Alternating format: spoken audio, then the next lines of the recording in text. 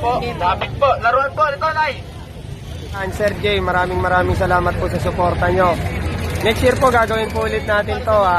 Sana suportahan nyo pa rin po kami sa aming adikain na tuwing December. Every Friday mamimigay po kami ng regalo at feeding program. Maraming salamat po sa suporta nyo. Jay, ito na yung gift natin kila Sir Jerry. Ayan, sobrang ganda nito kasi ito pa, labas mo yan, te. Ayan, pwede kasi siyang mag-hit.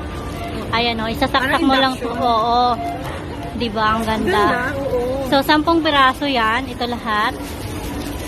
Ayan. Thank you, Sir Jay. Ihahatid na namin to. Nandito ang aking mga trofa. Mga trofa. Hoy, batiin nyo naman si Sir Jay. Merry Christmas, Sir Jay. Para sa akin. Busy mo na lang. Oh, ayan. Okay, dahil nandito kayo, bitbitin nyo to. Ano, ako pa magbibitbit. Video to, video. Thank you so much, Sir Jay. Merry Christmas. Merry Christmas, Sir Jay. Tara na. Sir Jay. Hatid na natin sa kanila.